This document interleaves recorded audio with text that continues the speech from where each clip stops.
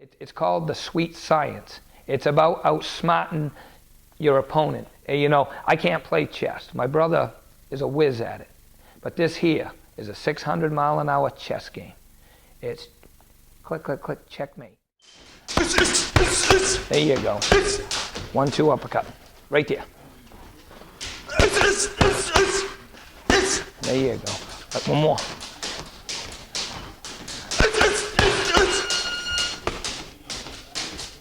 I don't care. There's not a 145-pounder that walks that will take that if it hits flush. It's a good time for everybody involved. There's been, honestly, very few kids that have come here and left a sour taste in my mouth. It's been great. But Brandon, definitely, you know, we're the closest. We spent the most time together. What we do in this building, honestly, at best, is 50% of it. He was just a wealth of knowledge. He'd been watching boxing his whole life. His brother boxed. You know, his brother actually is the one that got him into it. You know, he had, you know, people that he looked up to in the boxing world.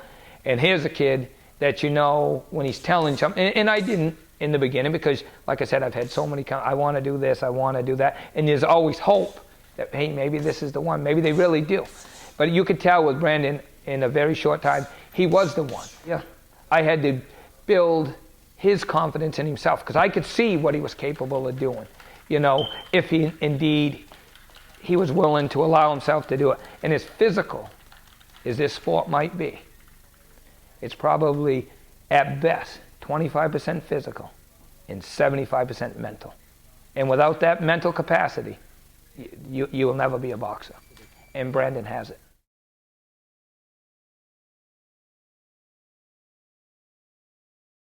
I met Skeet like 2006 at my first amateur boxing match. It was held in Burlington, Vermont at the Memorial Auditorium.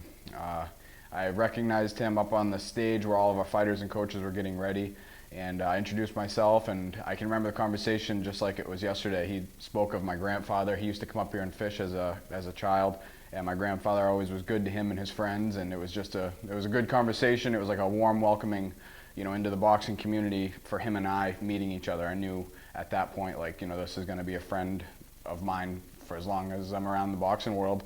I had no idea at that point, you know, him and I were going to end up joining the team together, you know what I mean? But I knew he was a good guy. I definitely got a good vibe. Right there, he's going to throw it, and when he does, you're just going to time it. Pop, pop. Pop, pop, pop. Just really work on it. Not just continuously that, because it'd be pushing, he'll catch on, but when you go to get started, that's what I want you to do. Concentrate on that. Just pop, pop, pop. Trying not to chase him, trying to Yep. sit back away. Yep. Come back away, go to right, make him come to you, and you settle down, and really work on it. Yeah. You know, along I feel with like an that. idiot if I wait 10 seconds. And No, but don't. It's about the W.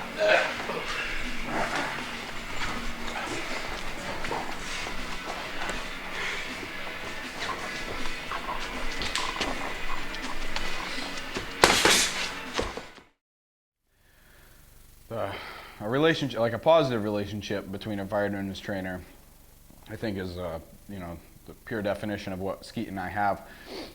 You know, it goes so much beyond boxing. You know, I go to his gym 3 days a week, but he's in my life 7 days a week. It isn't just show up to basketball practice and when the season's over we don't talk. I mean, it's not like that with him and I.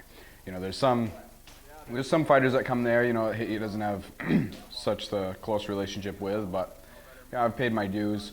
I've been going there consistently for 4.5 years now without ever taking any type of a break or, you know, not showing up without telling him. I mean, he knows a week ahead of time usually if I'm not going to be there. So our relationship is a lot like family. You know, we do things other than just box. You know, he'll come up, we'll go fishing. You know, we go to boxing events together, and it's good. You know, my family's close with his family, so it works out really well. If it wasn't like that, it wouldn't be as successful, I don't believe. I mean, he works twice as hard as the average man with no disability. I mean, I don't look at it, I hate even saying the word disability because I don't look at it like that with him at all. So I almost feel wrong saying that. I don't even recognize it. The man walks circles around 99% of people I know. So he's a man for the job when it comes to Jab. anything as far as Shorten boxing everything up, goes. same thing. 1, 2 uppercut. It doesn't slow us down in the least bit. Good job. It was my intent to become a professional fighter. You know, I ended up with an amateur record of 22-2. And, you know, it was crazy. I was scheduled to fight Joe LaRue, who had given me one of my toughest matches, you know, in my career. But he was also a weight class above me. And we was going back to Laconia, New Hampshire. I beat him at the Waterville Armory. We had scheduled to fight 3 other times in Maine, which it never happened. So we was going to fight him in his hometown at the Laconia Ice Arena. So I got up that morning, me and a couple of friends went bird hunting to take my mind off things. We'd planned the trip, and we would have left out of here, you know, at 1 o'clock. Well, needless to say, at about 11:30 we sat down to take a rest, and when we got up from the rest, my shotgun discharged, taking my right arm off.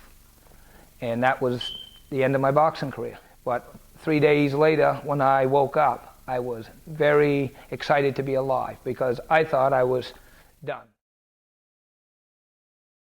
And this might sound funny, but maybe it's an advantage because all I can do is jab. And without a jab, you're not a boxer.